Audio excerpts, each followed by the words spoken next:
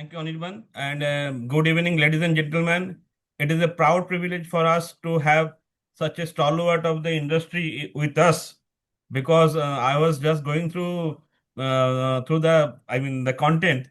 I cannot say profile to be honestly because I think it is a very astounding background that we are having in this auspicious day of World Environment Day.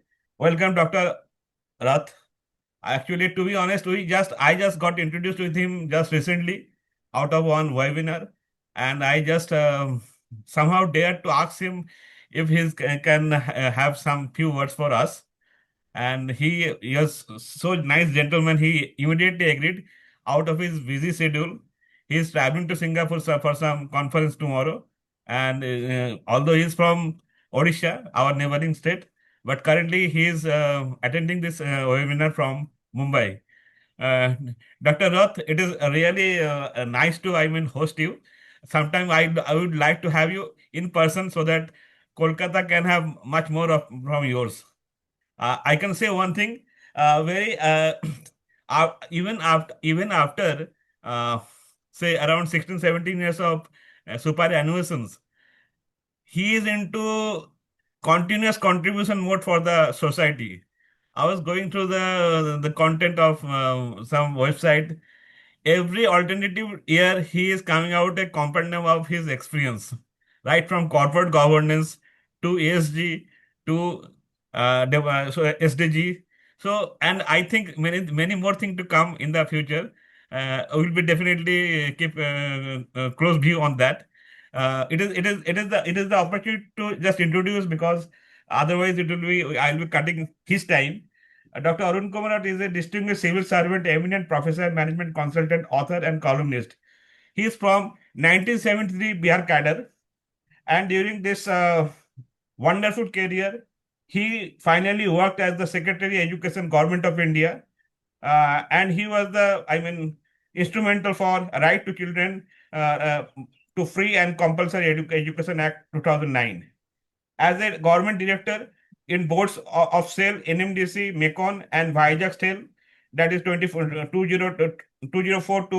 2007, as an independent director in the boards of Coal India, MCL, Mangalore Refinery. Dr. Rath contributed to enhance the performance of blue chip Indian public sector companies in the steel, coal, and petroleum sectors. He is a distinguished fellow of IMA and Institute of Director, New Delhi, as the president of Patna Management Association, and also he acted as president of Delhi Management Association, where he brought many changes and, in fact, got the best local management association for Patna. He was also chairman for CMS AIMA collaborations. He acted as chairman of Indian Institute of Public Administration, Odisha, and currently he's the advisor to that IIPA. He authored several books that I've already said and articles on corporate governance, sustainable development, and ESG management. He traveled widely across the world to contribute his uh, wisdom. He was part of United Nations and other country. He was recently rewarded DLIT Fellow of World Academy of Productivity Science, Montreal 2020, Lok Nayak Jayaprakash Narayan National Award 2021 for education, and many more. And he'll continue to guide us in the future. He is a professor to many management institutes. Currently, he is adjunct professor to IIM Nagpur. He is also honorary chairman to DAB School of Business Management, Bhubaneswar, Kalinganagar, Bhubaneswar, Koraput. It's very difficult to bring words in this particular one pages. And finally, he is into chairman Green Earth Forum of Bhubaneswar. So, sir, the day and the time is yours. We are just avid listener to your kind words and wisdom. Thank you, sir. Please, it is yours, sir.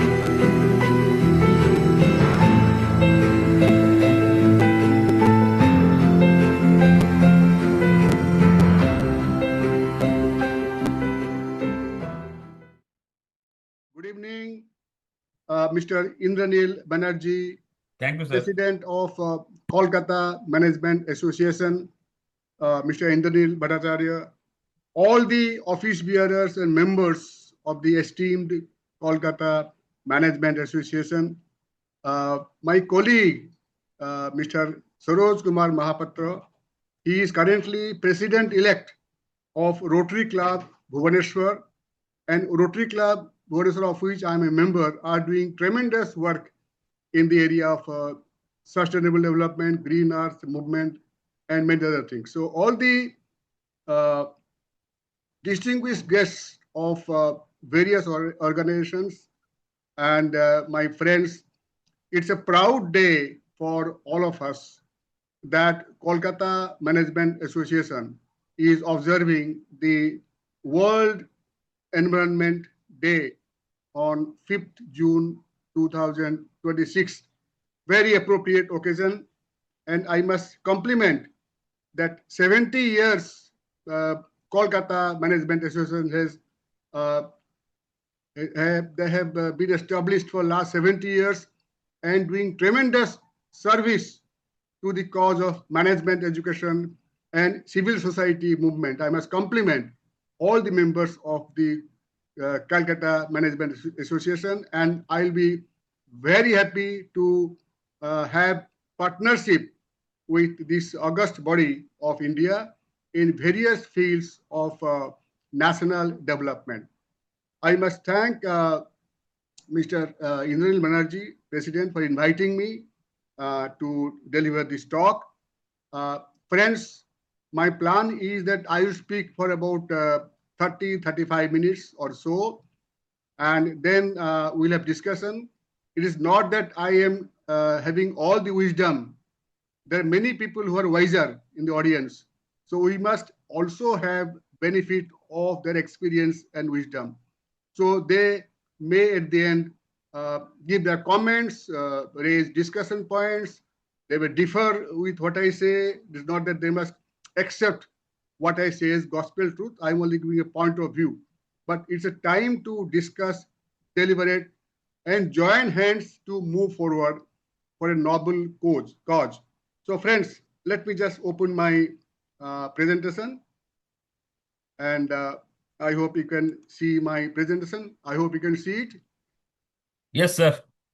So today being the World Environment Day, I first of all compliment and greet all the people who are in the webinar and those who are outside the webinar, that to join hands to create awareness about the environment among the civil society, the Gen Z, the women, students, and everybody.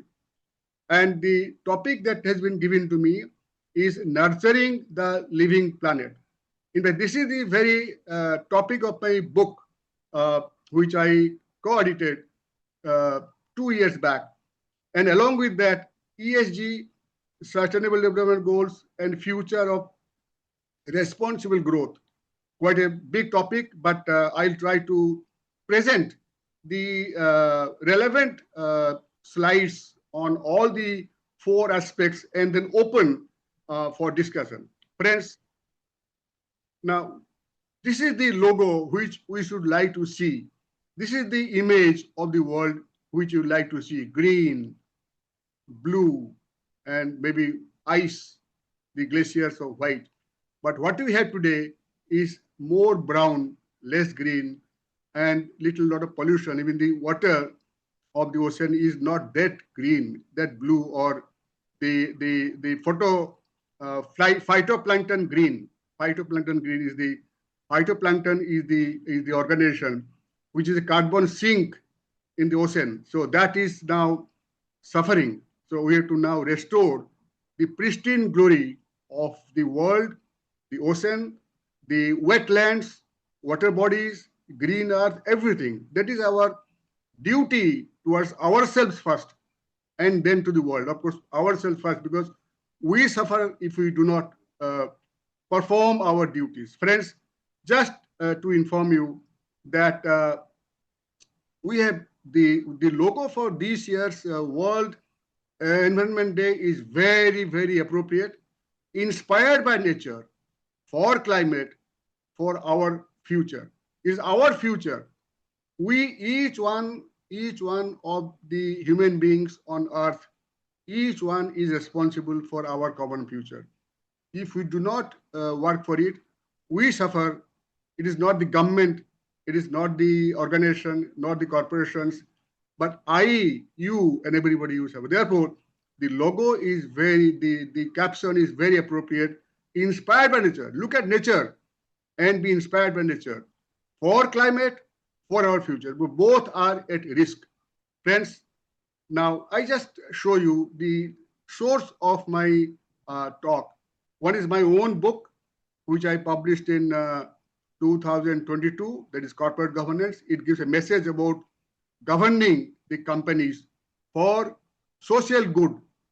Then second book, which I published or rather co-edited, is Nurturing the Living Planet, the topic for today. And review of United Nations Sustainable Development Goals. And third one, which I just published last month, is Corporate Strategy for ESG Management. All the books are available. If you get a chance, kindly go through the books. Now, friends, today's agenda, just 4 agendas.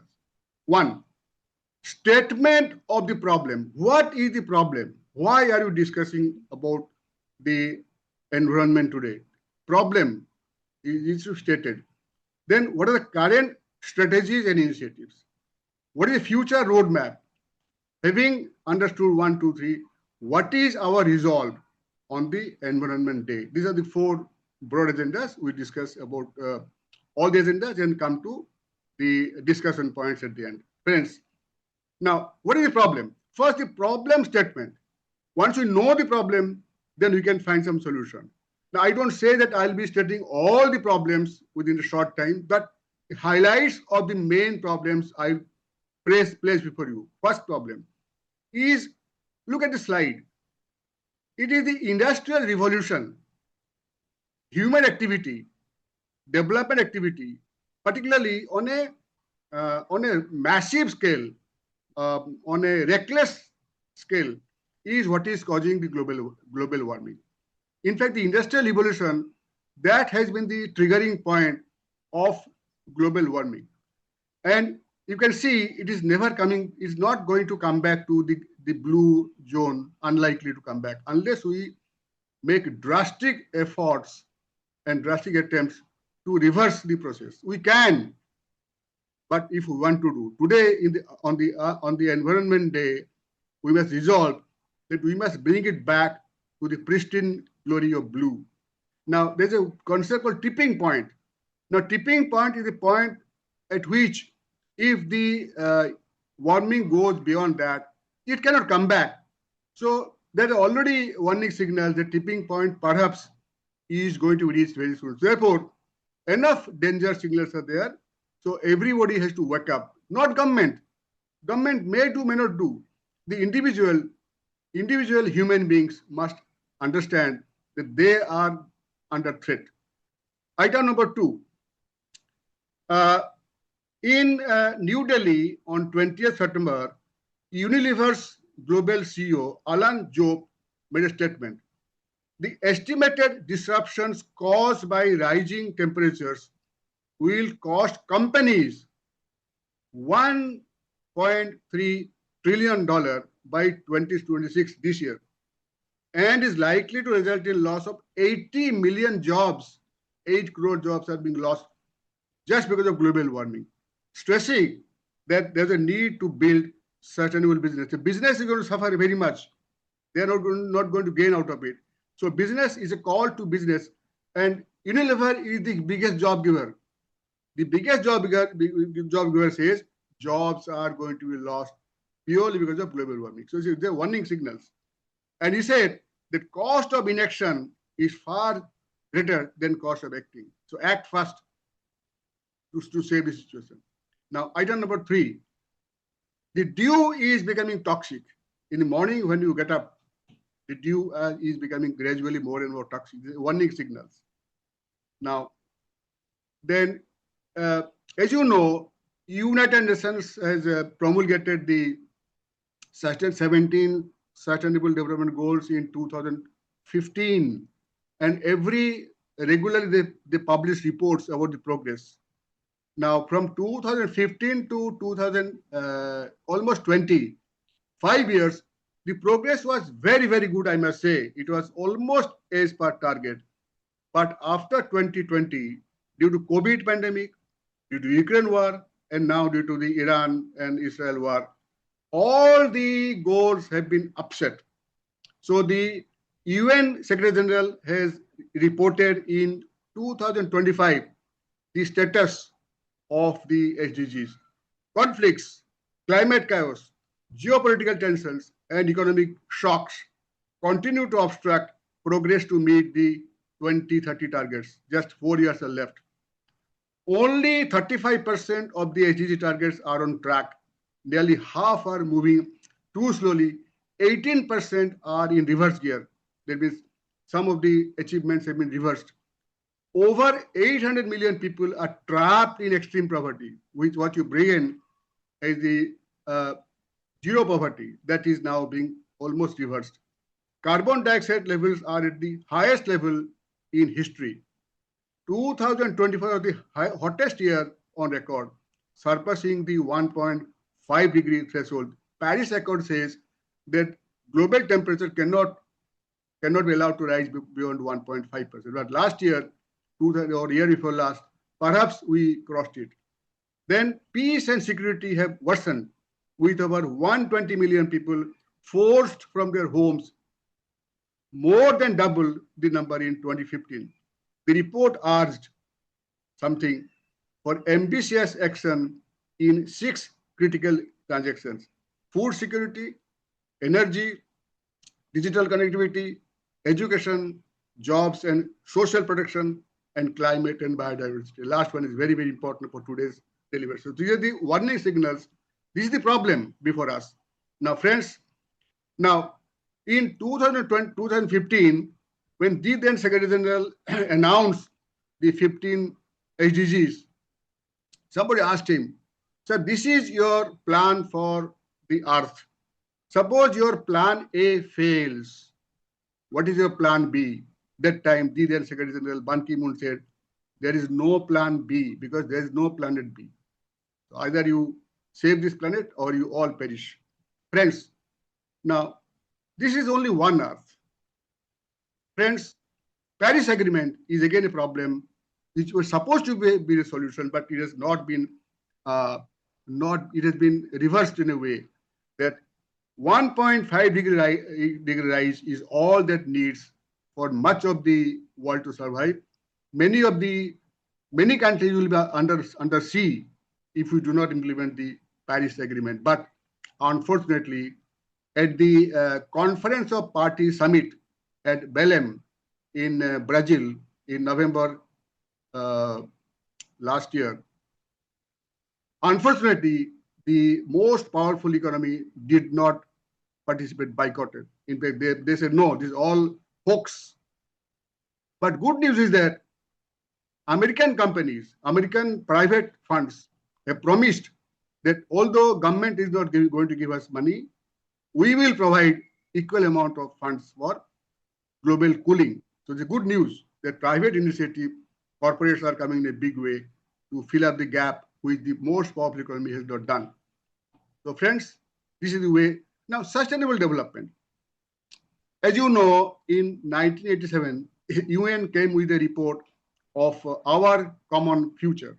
And there they defined sustainable development as to meet the needs of the present without compromising the ability of the future generations to meet their own needs. Now, I have read this 100 times, this definition, short definition. I find that it is problematic. But I find there's no better definition than this. This is the best definition, but challenging definition. Because who will sacrifice his today for tomorrow's future? That's a sacrifice you have to make. It's an ethical question that I have to sacrifice something for my future generations. Why should somebody make? That's a question. Are we going to sacrifice for the future generations or not? Big question. So the short answer is that whatever you do, make it least harmful to nature, and whatever you do, let it be long term. So friends, I have a problem that we have the 17 goals. The environment is concerned with as many as 9 goals. In fact, with all the goals, but 9 goals are critical for environment. No poverty, zero hunger. If a poor people, you are not going to have good environment, because they will, if you do not, in fact, India has done a great thing by giving the cooking gas to poor people. Otherwise, they will cut the trees and use the wood for fuel. So therefore, poverty itself is going to cause the damage to nature if you do not solve that problem. Zero hunger, clean water and sanitation, affordable and clean energy, sustainable cities and communities, responsible consumption and production, climate action, life below earth, life on earth. In fact, if you see, each of these 9 goals are directly linked to environment. And things like a responsible consumption and production. Are we producing responsibly? Are you consuming responsibly? Both are perhaps no. Then are our cities sustainable and our community sustainable? Perhaps no. Then all these issues are going to create a problem. Energy, water sanitation, then life on earth. Now, if you look at the Ramsar Declaration, that protect the wetlands. Wetlands are the source of life on the environment on earth. Wetlands are being destroyed. Wetlands are the place for biodiversity, for flora, fauna. It is being destroyed. So life on earth, life below water, both are. So all these are going to help in the environmental protection. Are we doing it? There's a big question. Perhaps not. The 17 logos of the SDGs. Now, friends, the issue that I'm raising today is environment versus economy. We should understand there's a tussle between environment and economy. Which one is more important? Today, this question can ask to anybody. Which one is more important, economy or environment? Now, today, economy is more important, because economy is dictating what will be done. And rightly so. India is a poor country. So many people who are poor. They need houses, they need roads, everything. And when all these are built up, the pressure is on the environment, on nature. So I have a small slide for that. John Elkington in 1997, he defined 3 kinds of sustainability: economic, social, and environmental. That 3 kinds of sustainability must balance each other. This is the balancing. People, planet, and profit must balance. And this is the balancing he did. That economic, social, and environmental sustainability must balance each other. Each one is important. Now, but result is that, problem is that today, among the 3, it is the economy, the yellow one, is dominant, because everything is done, like say coal production. I was in Coal India. For last 20 years time, coal production is going up.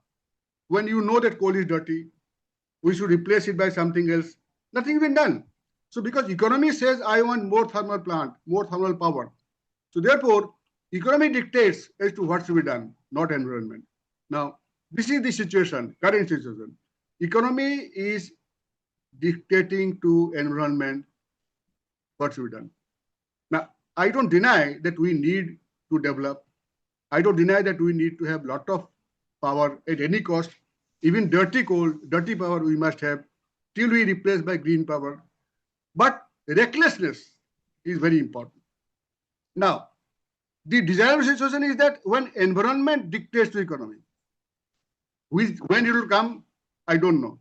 But on the Environment Day, we must give more respect to environment than to economy. It's a controversial statement I'm making, but I know the consequences are going to be bad. But we must understand that we are giving environment totally totally ignored environment, which is not a good thing. All we are doing is for economy. Now, look at this. Suppose we have got this situation like this. In one, we give priority to economy.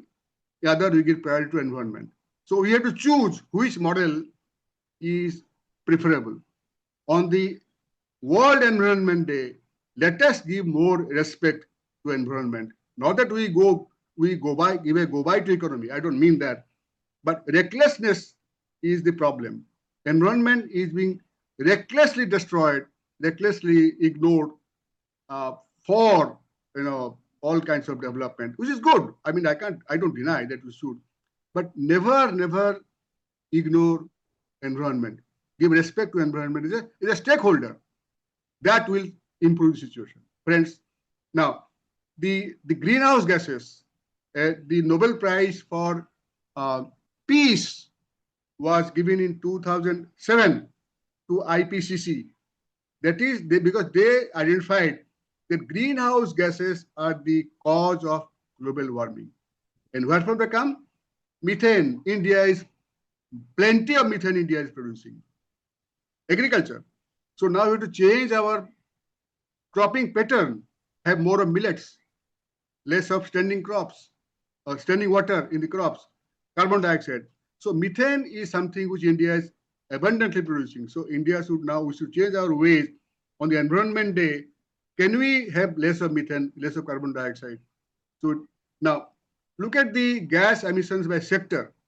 Then power stations are the most polluting, followed by industrial process, transportation, agriculture. So here the sector-wise distribution of the problem starts here because we are not taking care of these damaging areas or polluting areas of our own activity, human activity. All out of human activity. Anthropogenic or human activity is the root cause of greenhouse gas and global warming. And environment is damaged by all the activity. I don't say that we should stop it, but be a little careful to help the environment, respect environment. That's all. Now, carbon footprint, harmful greenhouse gases, and global warming are the biggest challenges to sustainable development and to the environment. Now you can see carbon footprint. Again, you can see so many ways we can contribute. Each one of us contributing to carbon. I don't say that we stop overnight, but can we be more conscious of the fact that we are contributing to the environmental damage? Friends, UN Climate Change Conference at Glasgow 2021, where India gave a commitment, very big commitment, very responsible commitment. If you talk about responsible governance, I should say India can be a Vishwaguru. India can be, should be.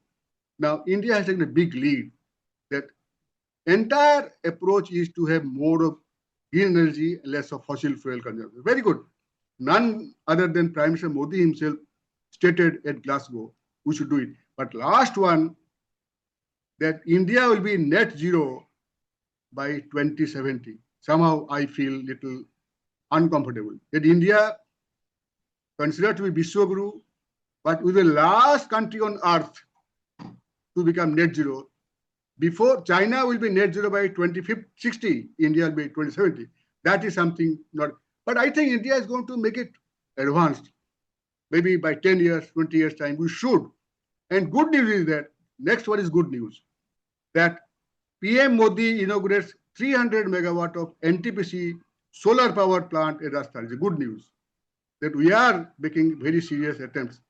The most polluting company of India, one of the most polluting, that is, they are going to solar power in a major way. In fact, Rajasthan desert, which is a desert so far, can help environment just by solar energy. It can meet entire need of the country because now, as you know, across the country you can convert. And everyone should be a solar power producer. Every household, each one of us should be a solar power producer. To inform you, I have installed in my house in Bhubaneswar 3 kilowatt of solar power. It's very good. and you will get a lot of benefits. Your power bill will become almost zero. So each one, and I must compliment Government of India for having a scheme of rooftop solar power system that will change the face of India, and India can be a Biswaguru if we just do the greenhouse solar power production. It can be. Now, friends, these are the future of environment. Not eucalyptus plants, but the foliage. Foliage plants are the saviors. Our own traditional bale, banyan, people, neem, arjun, teak, sagwan, they are our future. We've forgotten them. Let us plant as many as possible, not the small plants. The foliage plants are very, very important. And the phytoplanktons, this is the lungs of the earth, and they are now being destroyed because of pollution of water and river and oceans.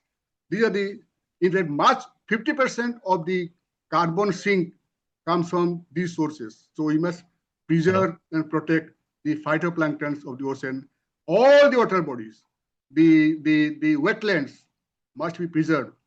Now, friends, now I come to the ESG part.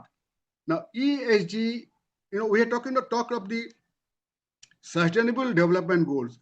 ESG is a formula, is a instrument to measure the company's performance.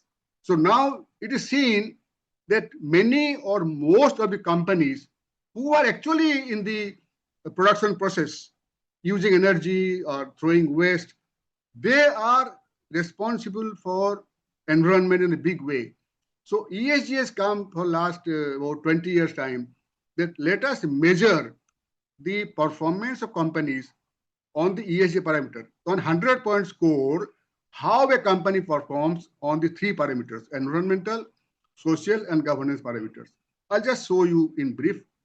In fact, International Finance Corporation defines ESG as a set of environmental, social, and governance factors considered by companies when managing their operations and investors when making investments, with respect to risks, impacts, and opportunities about environmental issues, social issues, and corporate governance structures.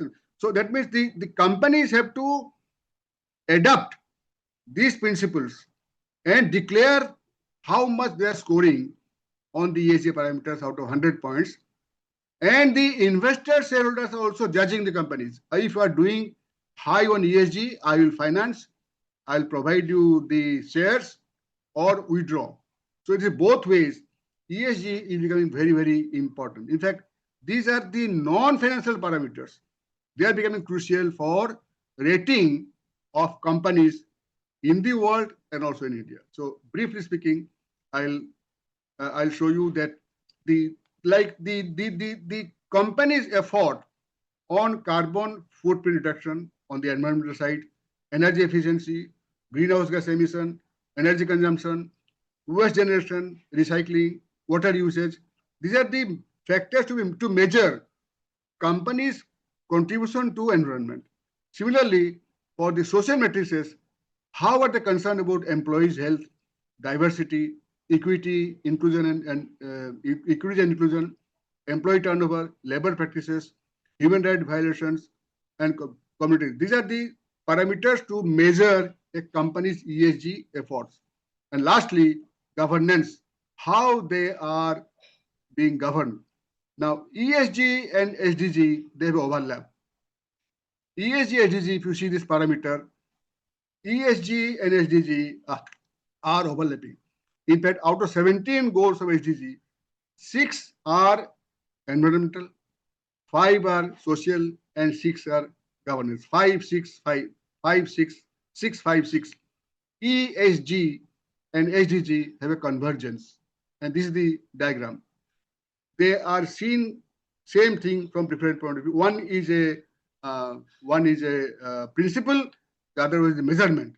You measure ESG about the company's efforts to support environment by the ESG parameters and their measurement. Now, friends, now SEBI has done a wonderful thing. Just 3 years back, they took out one guideline or regulation that every company listed in SEBI must obey the 5 9 ESG attributes. That is greenhouse gas footprint, water footprint, energy footprint, embracing circularity. That means you are having circular economy or not. Enhancing employee well-being and safety, enabling gender diversity in business, enabling inclusive development, fairness in engaging with, are you fair or not in your business, openness of business. So these are the 9 parameters which SEBI has accepted in the first place, that every company must report and tell the public and the shareholders how much you are scoring out of 100 on these 9 parameters to begin with. And they have taken the big companies, top 1,000 companies to obey this and openly declare that how much they are getting score on this. If they are getting low score, then the investors may not like, the customers may not like, and company may suffer. Therefore, this is a pressure on the companies to follow the SDGs through ESG measurement. Friends, so therefore, Indian companies must lead in the ESG management, and they must respect the environment in their own activities. Whatever they do, they must be responsible to environment, and the ESG measurement will show if they are or not. Environment should be a major stakeholder for all corporations. It is not today. Is not, unfortunately. I've worked in many companies. Environment is not a major stakeholder in corporate activities. Rarely so. So it's a big threat to environment, because they are producing goods, services. They are using energy, water, all the resources.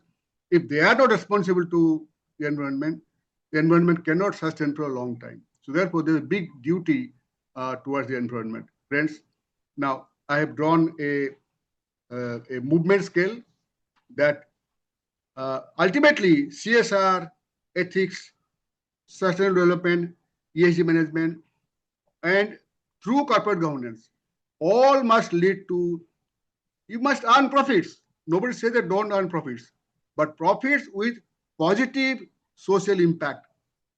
Your actions should end up, you are a company, you are a commercial body, you have to earn profit. Profit is not a dirty word, profit is not a bad word. Profit was given up by USSR, collapsed. Everybody is now accepting profit. Even the most leftist people also have to accept profit. So profit, but profit with positive social impact is very important. Therefore, this is the metrics of the corporations. You have to combine all these things, ultimately leave positive social impact on the earth and on the environment. Friends, so if with this, what is the resolve? Resolve on the World Environment Day. First of all, we must give a gift to environment. On the World Environment Day, we owe it to environment to give a gift. The gift is, number one, environment be a major stakeholder for all human activity. Today is not. Today is not, unfortunately, but let us make environment a major stakeholder. Then let us adopt the circular economy. Nothing is wasted. Whatever you generate, you must use it in some other way. Wastage is not allowed. There's a very difficult concept, but ultimately we must aim at zero waste. With waste means the environment is being loaded and it's been damaged very much. Zero waste. Net zero emission before 2070. India has promised to become net zero by 2070. No, we should not accept that. 10 years, 20 years before the deadline announced at Glasgow by the Prime Minister himself, we must make it faster by 10, 20 years time. India should be and can be a Vishwaguru. Just by green energy. In fact, so much potential is there in India, because India is a place for sunlight.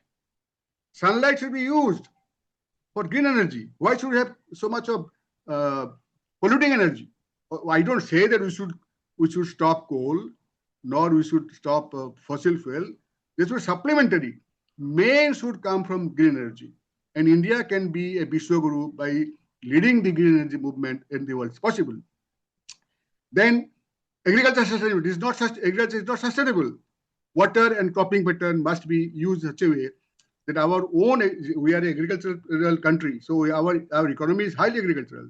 So can you make it more sustainable by water and cropping pattern? Millets is the future of agriculture.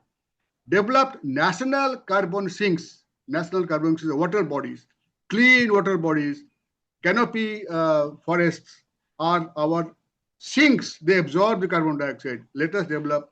Today on the Environment Day, we should have more of national carbon sinks. Rationalized use of energy in transportation energy is a reckless use. I mean, much of the pollution comes from industry and transportation.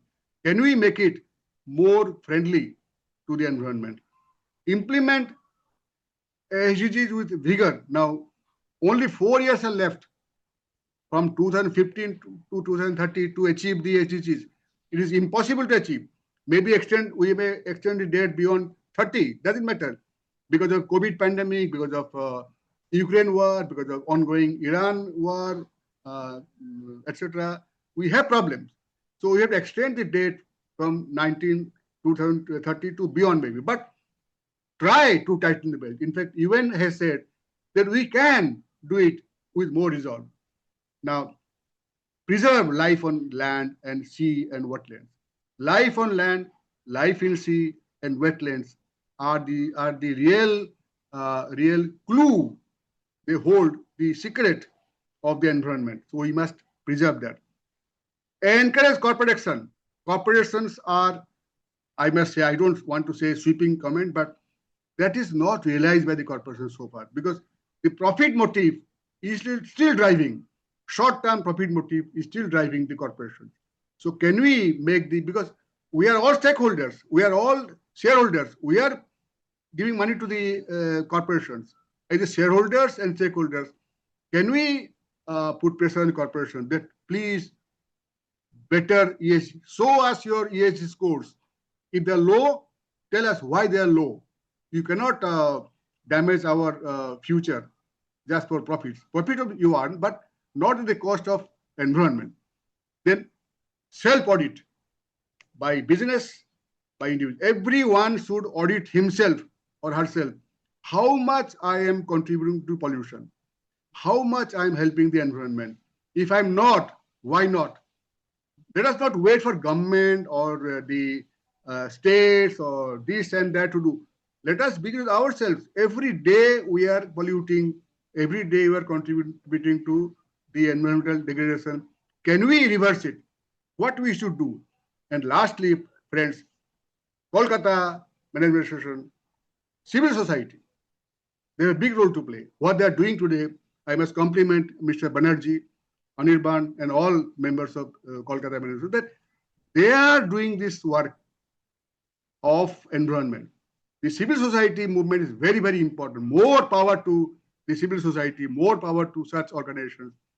Gen Z, right from school level, let them understand that the future is theirs. Gen Z and school children must understand future is and women. Women, we are not being on board because they contribute a lot to the environment on daily basis. Water use, fire, whatever, fuel, everything. So we must involve the three sectors neglected: civil society, Gen Z, school children, women. So these are some of the resolves we must make on the World Environment Day. Friends, so now I keep it open for discussion, comments, questions. What I say is not gospel truth, it's a point of view. So it is open to discussion and questioning and comments. Thank you very much.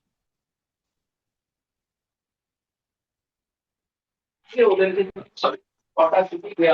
Yeah. Thank you, sir. Good evening. I would open this floor for question answers. May I request to kindly raise your hands on the screen so that I can unmute yourself one by one and ask you for the answers. I'll just modify it. It's not just question answer. You can also point. You can give your wisdom. Not that I am got all the wisdom. I'm only giving a point of view. You may have even know better. So Truly, kindly sir, give truly. your points of view also.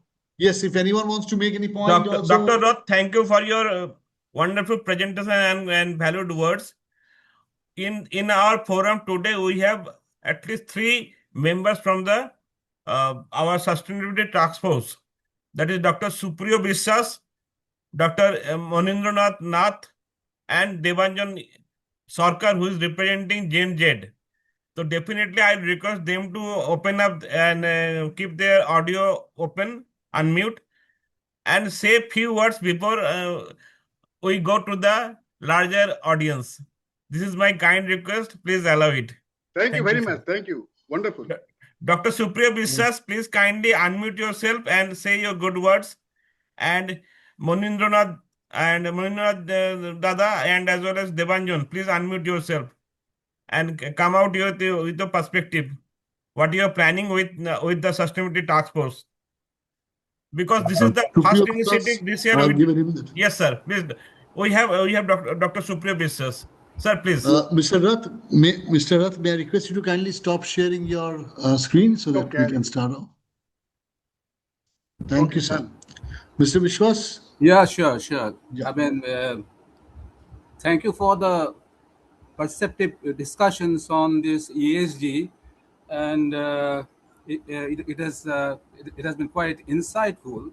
And what I can gather from the data is about 83 to 87% of Gen Z and Gen Y, they are aware of this climate problems and the problems of environment. And when it is coming to the matter of practice, it is found from the Deloitte studies that uh, about 40% of this generation, they can put it into practice, and there is a lot of things to be done to increase this number of this generation, or maybe as a whole, to put this whole thing into practice. As such, when we were young, I mean, because I am now 74, and in 71, the Greenpeace was founded, and this SDG goals of United Nations started in 1987, and we came to know about this whole concept sometimes maybe in the late 90s, when we saw the corporates are doing some kind of practice related to the 3Ps or whatever you call. So I don't want to give any judgment on that. What I would like to say is that when we talk about this sustainable development, the concept or the definition, we see that meet the needs of the present without compromising the needs of the future. I would rather like to redefine it that meet the needs of the economy without compromising the needs of the environment. So that is my views, and what should be the take. That is what I would like to get from your ideas, because you are an experienced practitioner in this area about bridging the gap. What you said Absolutely about, fine. yeah. Absolutely fine. Yes, Mr. Biswas, very good point you raised. In fact, 1997, when John Elkington gave the model of balancing the three sustainabilities, economic, social, and environmental, he had this mind that they must balance. But unfortunately, balancing has not taken place. Economy has taken the upper hand always. Rightly, India is a poor country, so we have to spend a lot of resources on development. Development, in fact, development harm nature. There's a basic theory that development is going to harm nature. More you develop, there will be more harm. But the balancing has not taken place. It is reversed. So therefore, balancing slightly in favor of environment is now balancing in favor of economy. So can we change the perspective? I don't say don't build houses, don't build roads, but oh, you are building roads, 1,000 trees are cut, no problem. So this is the lopsided development process you are having, that it's balanced in favor of economy, not in favor of environment. Just change the perspective a bit without stopping development. We can't stop development, but change it in, let environment be a stakeholder. We respect environment. We are not respecting environment today. That's the problem. You are good point, but let us start respecting on the Environment Day, respect environment more than what we're doing now. Thank you, sirs, for contributing meaningfully. Devanjan, are you there? Please unmute yourself. Otherwise, we'll go to the larger society. Anirban, please coordinate here Yeah. from. Devanjan, would you like to say something? I've given him the rights. I don't think. Is there, Monindram Amen Maiti sir is there? Would you like him to ask something? Saroj Mahapatra sir has raised his hand. Mahapatra is our president-elect of Rotary Club Bhubaneswar, of which I am also a member. Great environmentalist, doing great work in the environment in Odisha. So, Mr. Mahapatra, your point, you raise your hand. Kindly make your point. Yes, sir. Thank you, sir. Sir, are you Congratulations, sir. listening, Yes. sir? Yes, yes, you're audible. Thank you, sir. Please unmute your video. We can't see you, sir. Mr. Mahapatra, Saroj Babu, can you unmute? Can you open your video? Okay, sir. Sir. Video, audio. Your video Sir. not coming. Sir, can you listen me, sir? I can listen, Sir, but are you your video listening? is not coming. Yes, you're audible. Not visible. Sir? Okay, You're sir. audible, but Sir, not thank you, visible. sir, for your... Sir, we are very much fortunate to listen to a eminent personality of India. Sir, rapid urbanization, industrialization, deforestation, and increased vehicle emission have significantly damaged our environment. To address these challenges, we must promote renewable energy, adopt sustainable development practices, as you said, sir. But, sir, are the polythene. Polythene damage the phytoplankton, zooplankton, those who are the food of the living beings in the water bodies. Sir, why not the government disallowed or this production of polythenes, number one, sir? And for the future, protecting the environment is not only the responsibility of the government and the industries, but also of our individuals. Small collective efforts today can ensure a cleaner, greener, and a healthier planet. Sir, what is your message to the society, sir? Wonderful, Saroj Babu. You are a great environmentalist. You are doing great. Sir, today, sir, one thing, sir. Today we planted 500 saplings in the Dhenkanal IOCL. Great. Campus. I know. So every year in Environment Day, our Rotary Club is planting 500 to 1,000 saplings. Sir. Yes, I saw the photographs just today only. Great. Congratulations to you for doing great work. Now, the point you raised, I would say again, go back to self-audit. You see, government, we are always saying government did not do this, government did not do that. Well, you can say that. Ultimately, government is done by us only. It's our government. We have created government. But ultimately, individual effort is going to be more important than government efforts. Government may ban something, but we are not following that. Law is not going to be a solution. Ethics, values are more important. Are you having value system that I must respect the environment myself without waiting for some policeman to come and arrest me that, oh, you are breaking environment, so I arrest you. It's not a solution. The self-governance, the self-audit, the sense of guilt that I am damaging, that is going to be more effective than a policeman's effort to come and use the danda. No, this is not going to happen. No, I go to Singapore. Also, all of you have gone to Singapore. You find it is on the models of environmental protection, but you find no policeman anywhere. Nobody is enforcing anything. People on their own, they do it. Before, they don't need policemen. Because for last 30, 50 years time, the culture is developed that Singaporeans, they govern themselves. So can we not do it ourselves? Government will come in the last time. If you're flouting, you are breaking, policeman will come. But should we wait for the policeman to come and discipline us? Not a good way. a civil society should not like the policemen to come. So therefore, the self-audit, self-governance is very, very important. Of course, banning things, as you said, banning governments must do. But after banning, what happens? You everything is banned, but still like the prohibition.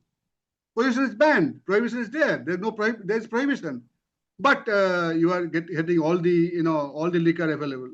So therefore, you have to see that government has a limited role. You can't have policemen, then have more policemen to discipline the citizens. We should not ask for that. We should have our own self-regulation to come, because we are seeing that environment is going to affect us. He is going to help. He is going to harm our children, our own lives. So we should stand up that we will not do it, and not allow something to happen. As I say, the model of Singapore. Of course, very difficult to get Singapore kind of model here, but then something ideal is available. So that would be Suraj Babu. Government should really ban certain things, but people must accept it on their own volition without waiting for policemen to come with danda. So that is the way to see both ways. Okay, and thank you very much. Thank you, sir. Anybody else? Thank you, sir. Thank you, sir. Oh, yeah, we have Mr. Swaminathan ji. Mr. He Swaminathan, intend to say a few words. Swaminathan ji, sir, please unmute yourself. please unmute. Please unmute your audio, sir. Yes, Can now you, unmute. can you hear me now? Yes, Yes, yes, Mr. sir. Yes, sir. Swaminathan, welcome. Okay. I will quickly. You have covered the entire gamut of the ESG. It was very, very informative. I'll be very, very specific, and I'll be fast. You know, there is an old Sanskrit saying which says, "Dharmo rakshati rakshitaha." Similarly, we are the product of nature. Protect the nature will protect you. My take. Now, I'm coming to the specifics. Now, how do we get back? We are highly dependent on crude and many byproducts. Now, many of these can be done through organic materials. I am coming to that. Firstly, chemical fertilizer. As much as possible, replace it by gobar compost. Secondly, energy.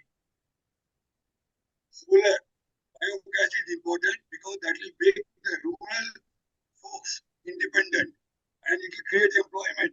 And a combination of bio, solar, and green will make every rural area independent. So, and once you create that kind of an energy, then all the transport sector will, with EV promotion, it is automatically happening. You know, necessity is the mother of invention. With all the secondly, and thirdly, organic farming. Now, organic farming, we have to adapt drip irrigation because our water wastage is huge. We can make it through drip irrigation. We can do a lot. And I mean, I'm coming back to the state of West Bengal, which is my state that I'm here. So I'm coming to what can make a difference to West Bengal in the present situation. See, jute was a great product. Now we replaced it with synthetic. Now, from where synthetic is coming, it is coming to the crude product. So we are dependent on that. So we are the economy is being affected by the crude price. So why not we go back to jute? Look at the economy of it. Work out. Sir, earlier, the East Bengal used to have a jute fields. Absolutely. But is there in West Bengal.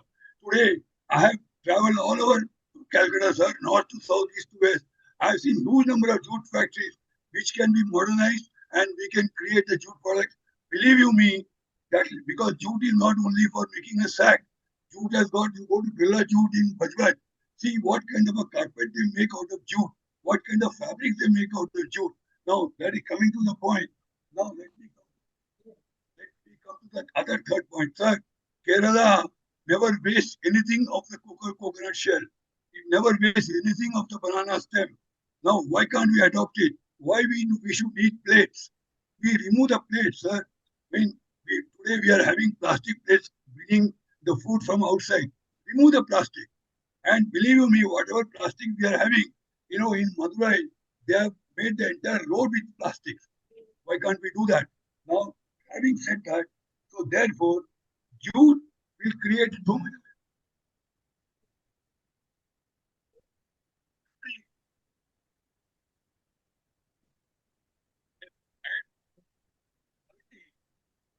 ask them, as I already said.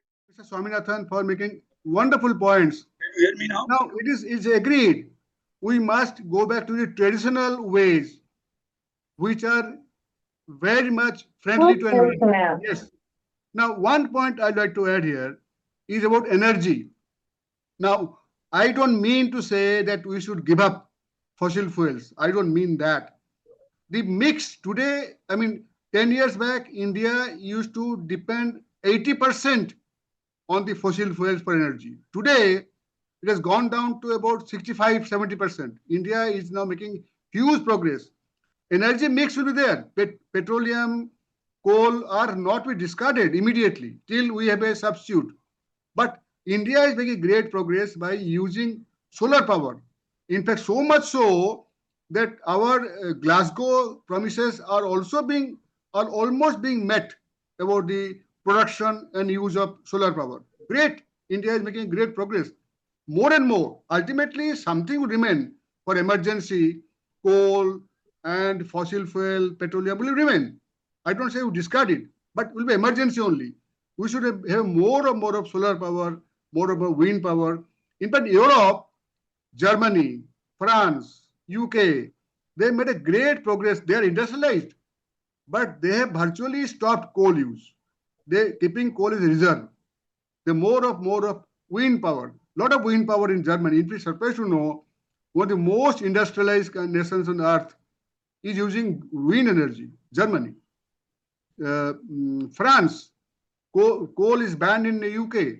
But so we have to make our own energy mix system, because energy is the crux of all the environmental problems. So make a good mix of energy use, and dependence on the fossil fuel must go down, not become zero. Yes, anybody else? I see Mr. Bijoy Mohanty from Bhubaneswar. Welcome, Mr. Mohanty. Anything you want to ask? Anybody else?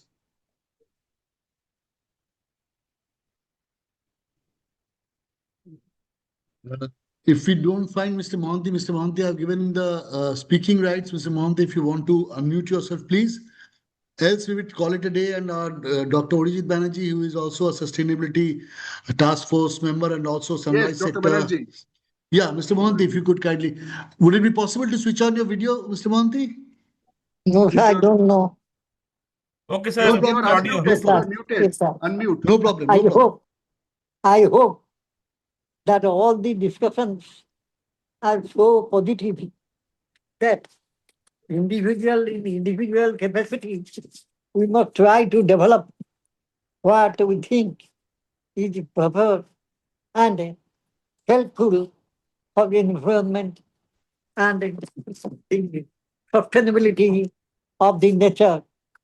As the chairman, as the speaker had already told, we must see what nature is, and we must also follow what nature expected us to do.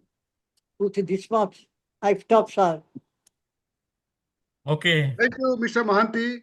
Thank you, Mr. Mohanty. I call Mr. Mohanty Socrates of Bhubaneswar. Very learned person.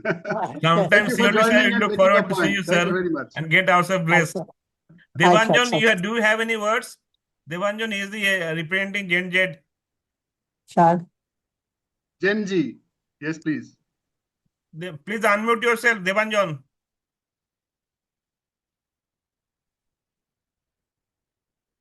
Uneven, then I think some. Right, so it will be very difficult for me to. Okay, doesn't matter. So make your point. And my small question is, how do you see the adoption of these green technologies by the corporates? Because in many cases, the talk is on the higher side rather than the actual adoption. So.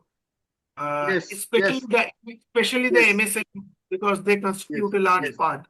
So your thoughts on that, and number two, how academics is looking into it. What are the new academic opportunities are growing up for young people, those who want to get into research or teaching in this particular domain? Thank you, sir. Very good point. Devanjan, I must welcome you and thank you for joining and for speaking. Now, 2 points have raised. Green technology, how serious the companies are, MSMEs particularly. I would say yes and no. In fact, there has to be some kind of a pressure on them. The pressure should come not only from the law, but also from the shareholders. After all, don't forget, the money is coming from the shareholders, investors. Now, today, the shareholders, investors are asking the companies to show the results of ESG management. What is the score out of 100? If I am getting 60 marks, then okay, if it is below 60, then I will withdraw my share from the company. The movement has come that way. So that will put a tremendous pressure on the, because once the shareholders put pressure on the company, they'll be obliged to do what the owners want.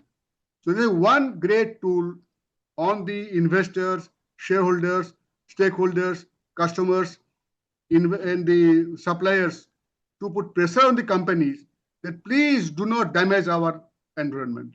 So that way we can put a lot of pressure on the companies. Of course, government can do their bit, but both law-making agencies and the fund givers, ultimately companies look to funds. The fund givers can play a big role in bringing some amount of discipline in the company adapting green technology in a big way. And number 2 point you made is that opportunities are tremendous. Now, ESG management is becoming a consultancy work. CSR is becoming consultancy work. Sustainable development is becoming consultancy work. Huge scope of consultancy in the ESG management, CSR, SDG, and similar areas. Huge area of consultancy by companies, by educational institutions, by others, by civil society. Lot of scope for consultancy and job opportunities, I must say that. So these are the new areas which are emerging in the field of environmental management around the world, not only India, around the world. Thank you very much. Thank you. We have Nilanjana. Nilanjan, please unmute yourself. Your audio is muted. Please unmute and video, please. Nilanjan Chakraborty, you want to speak something? Yeah, sir, this is thank you, sir, for the discussion. In past few years, we have heard a lot about carbon border adjustment mechanism. So it is somehow related with ESG, and which is going to be, we have heard that it is going to be, the Indian companies are going to be impacted. But I could not understand whether it has been implemented or whether it is actually affecting the organizations on ground. Is it out of carbon credits? Carbon border adjustment mechanism, some kind of carbon duty that will be imposed by European unions on. No, not yet. India, because the problem is that, see, I tell you, you are developing, you must have a high GDP. Now, when you talk of 2047, Indian GDP, India should be Bikasit India. You know, very Bikasit Bharat. India should be Bikasit Bharat by 2047 on the century of independence. Now, what we should do, we have to have $30 trillion industry. You know, our GDP should be $30 trillion. Now, it means huge production. It means huge pollution. It means huge use of energy. So both are contradictory. If you want to be Bikasit Bharat by 2047, you have to increase your GDP. GDP cannot come any way other than use of more energy. You can see that more production. Today we are at $5 trillion, 5 only. From 5 in 2026 to 30 in 2047, in 2 decades. Can you imagine how much production you must raise? So there's an inbuilt environmental problem. Can you see that? So I can't discard my 24/7 target of 30, but can we make it softer for the environment? Challenge is, while developing, can you make it softer for the environment? I don't want to give up petroleum, don't want to give up coal, because they're with us. What do we do? Do we take it to sea and dump it there? No. So we should effort more and more, try more and more for solar power to counterbalance a mix of, let's say, solar, wind, petroleum, coal, all tidal. We are having too much of coal-based industry, too much coal-based energy. Can you increase it to green? Every Indian, every household must have a rooftop solar power. Then you are producing and selling. Today, the scheme is there to make it net zero. You don't pay electricity bill. Every rooftop must have a solar power. Then how much you're producing? India's population becomes an asset. Each Indian is producing solar power. This is a great future. Rajasthan desert can be entire India can be given solar power, but Rajasthan desert is a liability. It's not. It can be asset. In fact, it's happening. I told you, NTPC has set up 300 megawatt of solar power in Rajasthan. So let 100 more come. The solution is there. But we have to decide that, yes, we will do it. Okay. So we have to, yes, Rahul, Mr. Rahul Mukherjee. Yes, we have last question from Mr. Rahul. Thank you, Dr. Rath, for allowing extended time. Okay. Please, Rahul. Yes. Sir, this is from a very general perspective. Suppose there is a small textile manufacturer. So small Now- textile. Okay. Now he is required to measure and report its carbon emission or water usage or supply chain practices, whatever it may be. Now there is a cost which is associated to it. The cost of hiring consultants, setting up monitoring system, which can be substantial. And it may create a compliance burden to a smaller companies compared to larger companies, because larger companies can absorb it more easily compared to smaller companies. So how do we ensure, how do we encourage them to actually come in that basket also? Very good question, Mr. Rahul Mukherjee. Now I tell you, there's a legal aspect. One is self audit aspect. Now, fortunately, the SEBI, the regulator, has kept all these small units out. They are not under law. Only big companies, top 100 companies, who are really in the mass production and massive production or massive use of energy, massive, they are in the ambit of SEBI regulations. That ESG, they must measure and declare. They must be above 60%.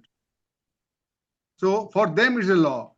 But for the small ones, like what you are mentioning, is not. But even if it's not a law for them, they should adapt themselves without spending too much of money on the consultancy or other gadgets. Can we feel that, yes, I'm not using much energy or I'm not wasting energy? So it's a self-regulation for them. Am I clear? So far, they are not under law. But even if they are not under law, they have a duty towards environment by self-regulation. So that's what I say, self-audit, without spending too much money on the consultancy. They should themselves audit, am I doing it rightly? As a true patriot, true Indian national, how I'm patriotic and respect environment. They can do it. If every individual, how much water you are consuming, how much energy you are consuming, how much carbon footprint you are generating, they're all self-regulation efforts, not law. Am I clear? So both must happen simultaneously. Am I clear? Fine. Thank you, sir.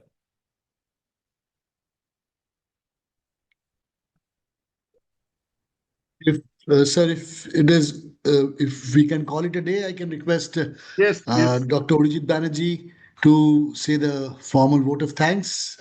Before that, Mr. President, Mr. Indranil Banerjee, would you like to say anything else so that we can close? I just convey my gratitude for your time, sir.